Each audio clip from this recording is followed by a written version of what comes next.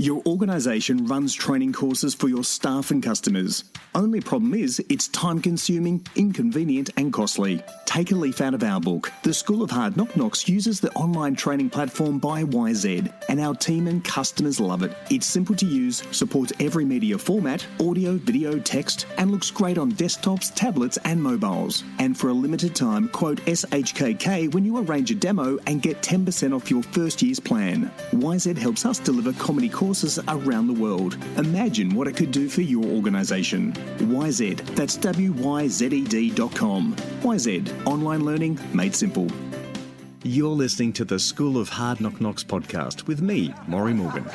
Ladies and gentlemen, your next comedian.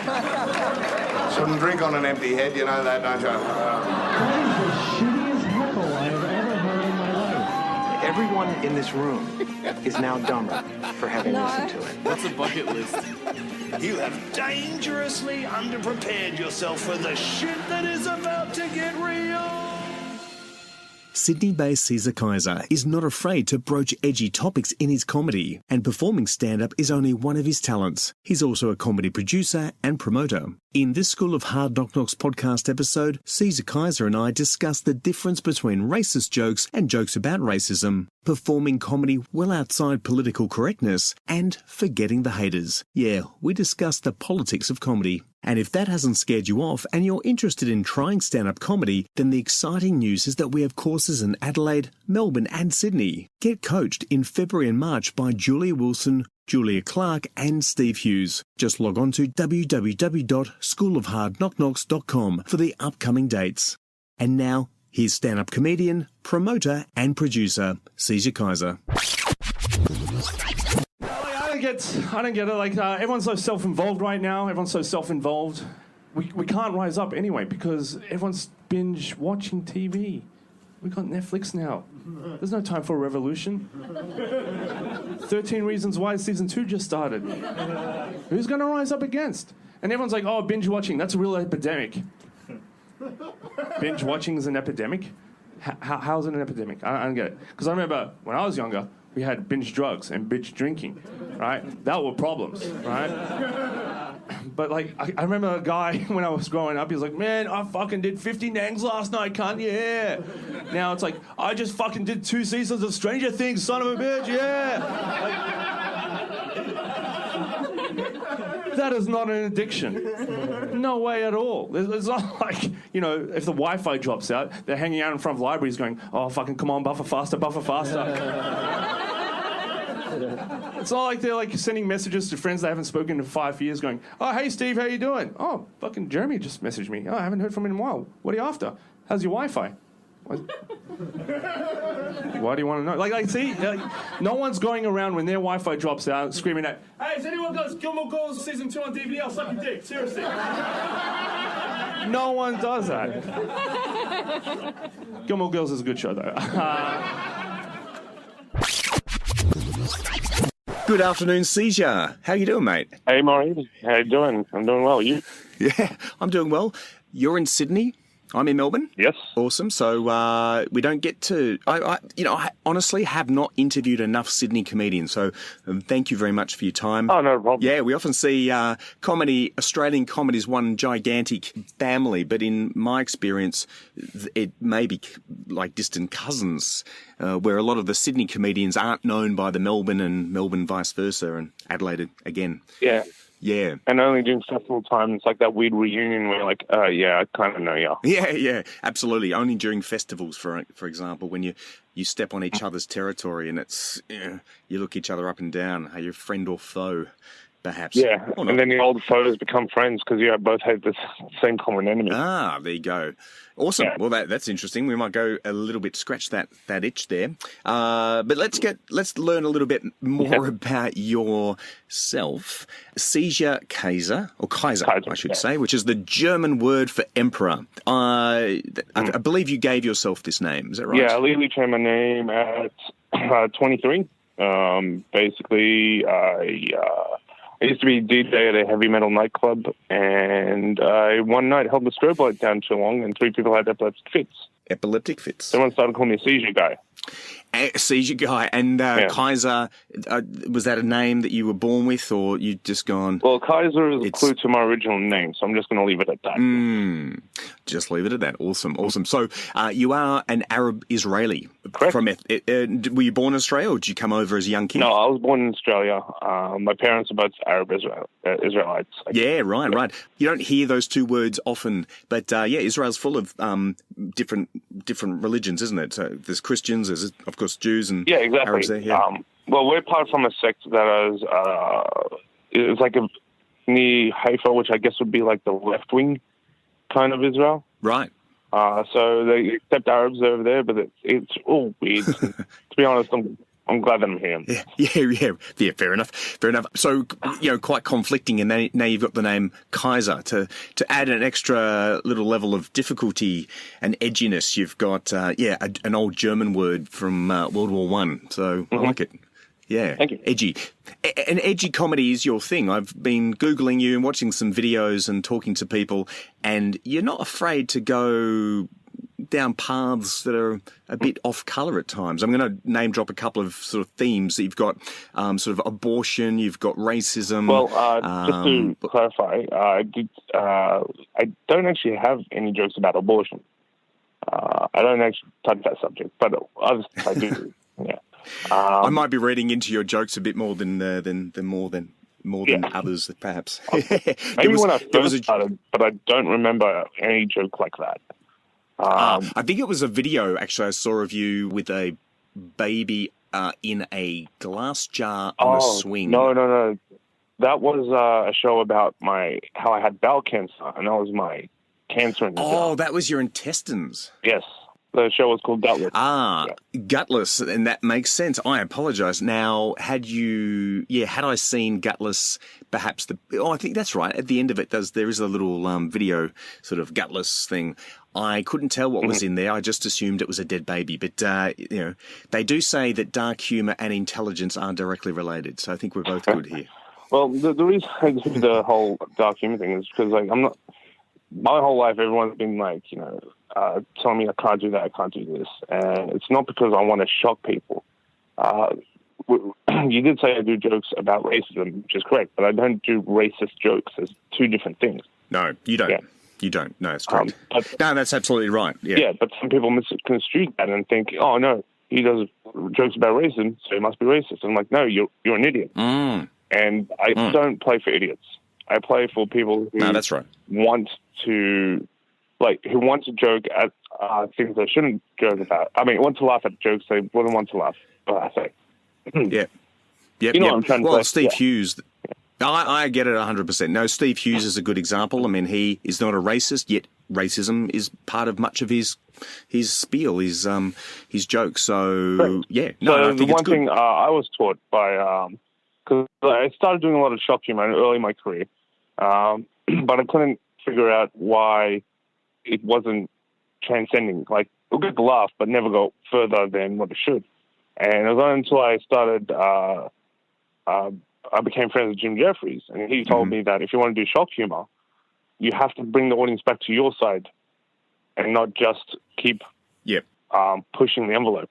So if you push the envelope too far away, they're gone forever. Very, very good name drop. I like it. Jim Jeffries, of course, again, like Steve Hughes, very, very big overseas, even more so than in their home countries of Australia. Now, let's go back. So when did you start your stand-up comedy career? Yeah, I think 2006 was when I started. Yep. I remember, because before I got into comedy, I used to make documentaries. Yep. And I was making a documentary on a friend of mine who's starting comedy. And I fell into it that way. So, 2006, I think, was the right year. Awesome. So, 12 to 13 years ago. And where's that friend today? Are they still doing comedy? They're no longer with us. Oh. They're just in LA. That's just like us. Okay, I thought they died. Oh, thank God for that. This was going very dark, this conversation. Yeah. No, they moved to Los Angeles. They're doing comedy there. Mikey Milios. Yeah. Okay, good. I don't. Just for the reference, Seizure, I don't think anyone says they're no longer with us when someone goes overseas. Yeah, I know. I was very aware of that. I just wanted to get that little punch in. Okay, good. Oh, all right, good. Excellent. Now, aside from performing stand-up comedy, you also produce stand-up comedy. You're a producer, a room runner. I'm not sure. I want you to define what you are in terms of the back office of comedy. Okay, well, I produce shows, break shows, write shows, do all the admin stuff, bookings, Yep. a whole bunch of stuff. And what rooms in Sydney? You've got 4 rooms, I believe. Yeah, so I run Comedy on Edge, which is where I first started at. And then a friend of mine used to run it, and he handed it over to me. I run Comedy on Edge at the Chipper Hotel on Tuesdays. On Wednesday and Thursday, I run King's Cross Comedy Club. Yep. I run the Blue Fig bar in Enmore, which is once a month Saturdays, and we do a once a month show on a Sunday at Cheese Bar. Awesome. Busy man. And yeah, a few more to open up soon as well. Oh, that's great. Well, that's a good sign for Sydney comedy because I was speaking to, and I'm name dropping now, Limo, and he just did a Sydney Opera House comedy gala, I guess. There a number of big names, and Matt O'Kine was there, for example. And I went through the list of performers, and I told Liam, I said, mate, there was no Sydney comedians there. In fact, he said the only Sydney comedian performing at the Sydney Opera House in Sydney was the warm-up act for the other comedians. Everyone else came from Adelaide, Melbourne, or Brisbane, in the case of Matt O'Kine. So, yeah, look, Seizure, I'm just saying, you got to help Sydney. I'm teasing Sydney a little bit, but where are the? I've been trying, and yeah, where are the top Sydney comedians? Well, it's kind of a strange business that we're in because there are very, very good comedians here, but it's just depending on what the industry wants at the time. So sometimes it doesn't flow with what certain powers to be wants. So they're not getting the stage time they need in certain rooms. So hence why I have my venues and stuff. Yep. And a lot of people are getting those gigs, but they don't play at, the big other festivals and stuff like that. Yep. But eventually they'll get there. Eventually. It's just it's all trends. It all goes based on trends. So right now the trend is the style of comedy. So these kind of comedians don't get to perform there. But once that changes, it's all depending on what the industry wants. That's the sad case that we have a smaller population here in Australia. Yep. But if we're in America, there's a niche for every market. Yeah, absolutely. Yeah, well, there we go. Where was your first gig? Comedy on Edge. It was in... the Comedy on Edge had moved so many locations by that point. Yeah. But when it first started, it was near Oxford Street in Sydney. Mm-hmm. So it was like pretty much in the middle of the city. Yep. And one of the worst experiences of my life. Yeah. It's funny that, isn't it? It's it's a scary experience doing your first gig, isn't it? I mean, I know the answer to that. I've done it. It is horrific. You do bungee jumping and you do skydiving. Only the beginning generally is the scary part, and then as you land or they get lowered down, you're like, "Oh, that was awesome!" But stand-up comedy, if you bomb, isn't like that at all, is it? Weeks later, you're still thinking about it. Oh yeah, there's like bombs I've had from early in my career that I still think about. They're pretty bad. That's awesome. Well, you do go dark. So can you give me an example of where your dark humour has just not landed in a room? Well. This was not the room's fault. It was, I remember this was at the Laugh Garage. This was probably about 3, maybe 4 years into my career. Mm-hmm. And there was a comedy comp. And the whole comedy comp model, you bring a whole bunch of people to vote for you and all that. Yep. I don't like inviting people to competitions. I'm like, nah, it's my shows. Don't worry about comps. But this particular night, rocked up, and I used to do this thing where I used to paint my face up. Yeah. In corpse paint. Yep. And white with black eyes. Yeah, exactly. It gave me a license to do dark jokes.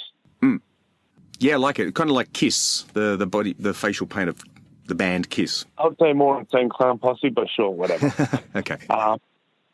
So we did this gig, and I did my material, and they were like very off-color jokes. Yep. and stuff that I would probably never, ever again do again because I've evolved as a comedian. Yeah. But one of the acts was this guy who did this weird kind of performance art, and it was awful. Yep. It was so bad. You can tell it was like some theatre student or whatever. Mm-hmm. However, the audience he brought with him were all people, and they all went to the same Catholic high school, and it's like their first year out. Yep. And I'm doing jokes about priests and all that kind of stuff. Yeah. They freaking hated me. Yeah. They hated me so much. In fact, they hated me so much that a week later, this was like in the early days of Facebook, I typed my name in Facebook to look for my profile, and then I saw this account that said, Seizure Kaiser is the world's worst comedian. Right. And I clicked it, and I was looking, and there was like 50 members, all people from that gig. Yeah. And this guy sucks, blah, blah, blah, and they photoshopped, like, cocks on my shirt and all that kind of stuff. Oh, my God. And I'm like, what the fuck? But my favorite comment at the time was, wow, this guy must be the worst comedian ever. He's already up to 50 likes on this page. But at the time, my fan page had 600, so I was like, yeah. Well, I can't be doing that bad. Oh, that's bizarre. And it's actually a good reminder to the people that listen to this podcast are starting out in comedy, or they may have never performed at all, and this is kind of getting them ready, spurring them on. So you had this horrible gig, and then you had this hate mail in digital form of Facebook. It wasn't even mail. I wish it was sent to me. Like I found it accidentally. Yeah. Oh, right. Yeah, and that's a weird way to insult someone, isn't it? So they accidentally stumble into your insult. It's kind of like carving "I hate Seizure Kaiser" in a tree in a forest and hoping that they walk past it. So people that start off in comedy, not only can the punters be assholes, but also other comedians can be quite political and backstabbing as well. How have you survived those, the last 12, 13 years? Well, I have a bit of a reputation being, I guess, hot-headed, but not like, not violent. Never go there. But like, if someone was going on, I'll call them out on that. Yep. And lately, there's been a few comedians who decide to, talk shit because I feel that there's this jealousy angle to it. Because I work my ass off trying to put on the best shows I can possibly do, right? And they're not a part of it, so they're going to be like, well, if I'm not a part of it, fuck this guy, blah, blah, blah. And then they don't realize that their jealousy doesn't equate to what's actually happening. Because I've had recently this guy, I found out through a friend, was talking crap about me and saying, like, I'm a terrible comedian and so on and so on and so on, even though this comedian is not that good themselves. But then when I perform in a room and I smash in a room, they still can't see that the audience has liked it. I don't care what you think of my comedy, but you can't dispute results. So as long as you're doing well, forget all the haters. Right. Doesn't matter. Yeah. Forget the haters. That's a good lesson. Yeah. Oh, look, comedy is so subjective, and it often comes from a very personal place. And the people that we meet during the School of Hard Knocks comedy course, you don't get many sort of, fathers of two accountants who have paid off their mortgage and, have this beautiful family. That everyone has a vice or a backstory or some baggage, which is fun because then you've got content, of course. So I imagine, in the space, in the comedy community, there are people that are odd, and you'll get comments from these odd people, and you'll have bitterness from these odd people. But look, that's a shame that people do get bitter and backstab, but I guess it's a good sign that you're making waves. If people are expending energy in your direction, then... well, I also guess that it's a factor of, like, because our industry is so small in Australia, there's only so few jobs, and everyone wants those jobs. Sure. And then there's like, well, why aren't I being appreciated for my work? Yeah. And like, I'm not getting paid. And at the same time, I was in that position like a few years back myself. So what I did was create my own scene. Yep. I thought, forget it. If I'm not playing at these festivals, I'll create my own festival. Yep. I'll create my own shows and bring in an audience. But I also have a unique angle to what I do. Because anyone can see comedy at any time and any place, and it's always going to be fun. But what make you stand out? That's why I started wearing the face paint when I first started comedy. I don't care if I sucked. At least people remember me. Yep. And clearly by that fan page, they do. They do. And actually, that's a question. So again, reminding people who listen to this podcast, stand-up comedy is not just about writing jokes. It's also about building an audience that come and see you, because someone like yourself, Seizure, who runs rooms, is more likely to book people, I imagine, that already have a bit of an audience, or at least have a record of bringing people. And you have your mom. I just went through your Instagram, Facebook, and Twitter, and you've got 1,100 Instagram followers. Actually, you have 1,111, 1111 as of today. You have over 2,000 in Twitter, and you have over 2,500 followers on Facebook. So that's pretty good, pretty impressive. Considering I don't know, like TV presence or radio presence, I'm quite happy with that. Yeah, no, absolutely. Any tips, any advice to people starting out who are looking at those numbers and going, "Oh, I'm never going to get there. How do I get those numbers?" Well, for what I did, if I was at a gig, I was booked at a gig, I'd stay to the end and try to talk to other people who were in the show watching it, get their feedback. They're like, "Did you enjoy the show?" "Yeah, it's cool." Tell them to join my fan page, or check me out here. Right. I have this weird thing where, like, in the last 4 years in Sydney, I've noticed this. Comedians will do their spot and then they'll just go home. Yeah, right. And I'm like, why?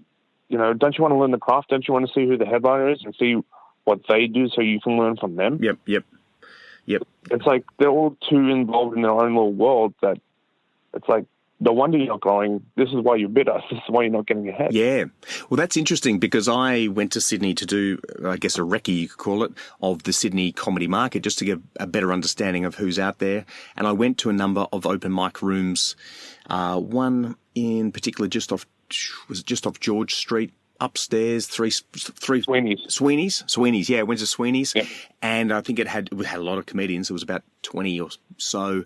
Maybe in the first bracket there was like 20 comedians, and I stayed there for the whole first bracket and had to go because it got pretty late, and I wanted to meet a lot of these people, and because we run rooms in Melbourne, and if they happened to be down in Melbourne, and we could put them on, and they had all gone. Yeah. They had all gone, and it's just a weird thing. Yeah. I don't get why they do it. Yeah, no, that's... So the weird thing is, I feel like, and this is just my personal opinion, but I feel like they feel like they're better and they shouldn't have to stay at the show. But at the same time, it's like, well, what gigs are you doing? They're paying you. None. So stay on the freaking show. Support the room. If the room gets the support, then the bar pays more money, and then that money can be distributed to everyone else. Yep. If they don't do that, then the bar's like, well, you get those 20 comedians in every week, but they don't buy nothing. Show's cancelled. Bye. Yeah. And then we lose another room. That's right. Yep. It's a shame. Anyway, hopefully some of those people who do walk out too early are listening to this. But I can understand, a lot of those people have jobs the next morning. These gigs are late. I mean, I understand what's going through these minds of these comedians, but you need to network, because you never know who's in the room. I was talking to another comedian, Paul Sharplin, who runs a room in Melbourne in Hawthorne called Gorilla, and he was talking about how one guy came in and was late on, was the last one on. There was only about 8 people in the audience at that point, but was really grumpy and angry that he was on so late. In fact, stormed off and didn't do his set, and didn't realise that there was a guy from the Comics Lounge, I guess almost like a scout, in that room sitting at the back, watching all the acts. Now, the Comics Lounge is arguably the best room in Melbourne, and possibly the best room in Australia, they would say. So that was a big faux pas for this guy. Well, that's awesome. I didn't get the mentality. Like, I'm sure if you got a job or something. The other thing I remember when I started out was just the respect of, like, thanks for the spot, and tell that to the promoter or the book or whatever, and then leave. But they don't even do that these days. They do the spot and they leave. Kids these days. It's weird. Yeah. God, when did I turn old? That's right. We need some chivalry back in the comedy industry again. There we go. Well, chivalry sounds like a good way to make my next segue, which is you are a man of many talents. You do and have run podcasts before. You're a big movie buff. I heard that you actually watched 1,000 movies in a year. Yes. That was a project I did in 2011, I want to say, or 12. Jesus. Yeah. So that's literally 3 a day, right? Yeah, pretty much close to 3 a day. Yeah. Some Yeah. days you could do 2, and just be like, okay, I don't have to do it. But that was a nightmare. Yeah. Was it a project as in, you got marks for a school project, or it was going to... No, it was just a personal project. Yeah. Like, I was a big movie buff, and I wanted to write a book about it. And the point was to write at least a 3-paragraph review on each movie that I watched. Yeah. So there was like a game of catch up. Like, I was like, oh, now I've got to write like 12 reviews because I haven't written reviews for the last 12 movies. And it was so much work. Yeah. And it was like a personal dare. It wasn't because you were drinking with some boys and they said, oh, I bet you can't watch 1,000 movies, mate. Well, no, it's more those books that say 1,000 movies you need to watch before you die? Well, no, I don't. But all right, yeah, well, there are 1,000, are they? No, there's like all these kind of books, like 1,000 things to do before you die, or 1,000 da-da-da. Yeah. So I thought, freaking, if I might die next year, I might as well watch 1,000 movies. Awesome. And how did you decide? Obviously, there's more than 1,000 movies ever made. So how did you decide where to start and where to finish? Well, I made a couple of rules for myself. I saw it in the last year. I cannot watch that movie again because that's cheating. Okay. Yeah. Unless it's part of a trilogy or a sequel or something like that. So then I can give context to the movie. Movies, there could be short movies as well. They counted because they were good for cheat days. Yeah. But porn flicks obviously you can't do those because you can review 1,000 in a minute. Yeah, right. Yeah, so there was I had all these rules in place, and it did put a strain on my relationship with my girlfriend at the time. And but it was great because I used to have a retail job, so I'd take my little laptop, watch movies while I'm at work. Awesome. Yeah. Oh, so you're literally sitting behind the desk while people are going, where the fuck is staff? No, laughing at Ferris Bueller's Day Off. Well, I was working at EB Games, so I was like, do you have this game? I'm like, nah. And I'm like, okay, cool, and then just walk away. All right. Awesome. Well, lucky you're a stand-up comedian because your retail sucks. Actually, I was really good at my job. Were you? Okay. Yeah. Like, as in sales, number one sales, or? Yeah, I actually got it 3 months in a row. I was number one salesman in Australia. The reason it's because I just, was honest with my customers. Yeah. They come up to me and say, what do you think of this game? I'm like, shit, don't get it. They're like, all right, cool. Right. All right. So they'd buy another game, but you're a very honest guy. Well, that's awesome. Yeah. So you sound like the kind of guy that through your history and our discussion now that you're quite focused. When you've got a plan, you stick to it and you do it. Yeah. Not much gets sidelined. You don't get you don't go on tangents. No, I stick to the plan, but I also allow room to evolve from that plan. Right. For example, so you're familiar with the Facebook group Common Rooms of Australia? Yeah, I think so. Yeah, is that a Sydney? Yeah. It started in Sydney. Well, yeah, I created that. I created it as a guide. You created it? Yeah. Originally, it was just a guide for me to know where gigs were. I had no idea where my gigs were. I needed the database, so I was like, I'll set one up. Then I opened it up to the public. I expanded it from Sydney to other parts, Melbourne, then just became Australia. Now it's like Australia and New Zealand. Yeah. No, it's a good room on Facebook because some of the other rooms are quite bitchy.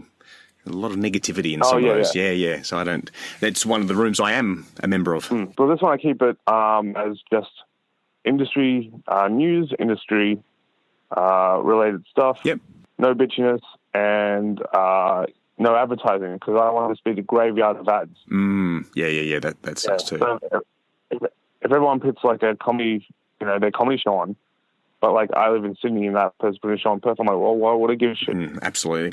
The other thing I notice being in that industry of producing shows and making a lot of posters is you don't sell tickets to other comedians. These people don't want to go and see other comedians necessarily. You need to hit the general public. So it's the events in Sydney or Melbourne events or things to do in Adelaide. They're the groups that you need to be posting on because that's where the punters come from. Yeah, and I find it bizarre that I get invited to these other comedy shows, and I'm like, why are you inviting me?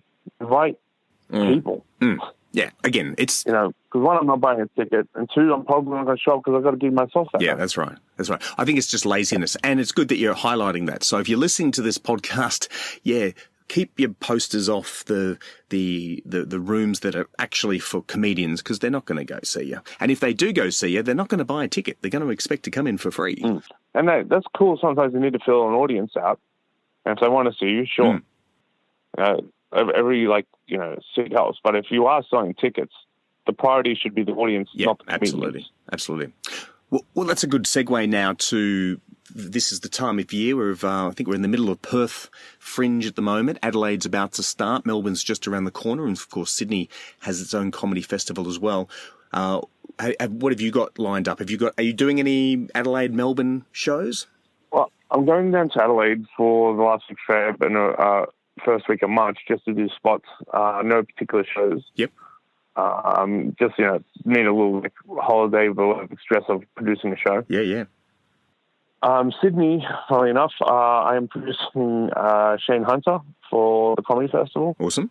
And I'm still waiting to hear back on the other projects that we submitted. Hopefully this week we'll find out.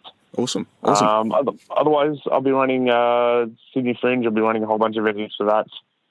And running my events. That's awesome. And you'll also be selling your CD at all these events. You got a CD? Well, yeah, I got a CD just for merch purposes because people can listen to it on Spotify and all that.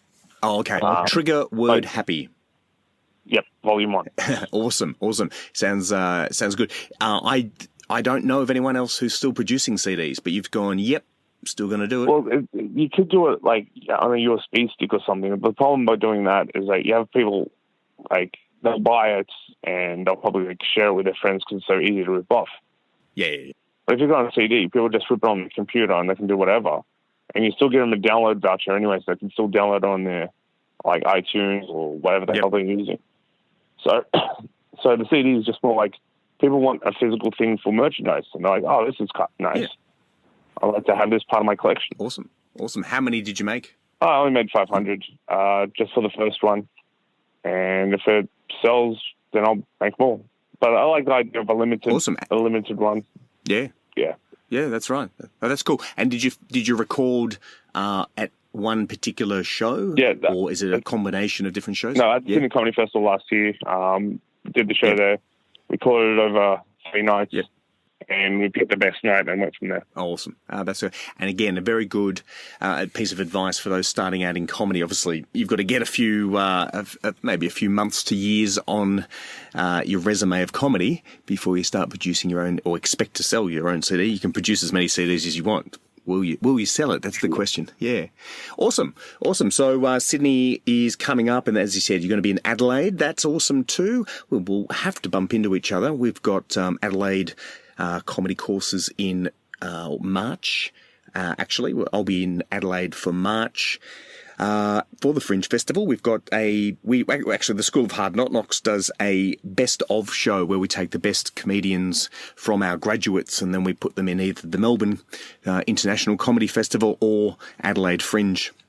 So we've got 15 of our grads performing in Adelaide, and we've got 30 performing at the MICF in Melbourne. That's awesome. So that's...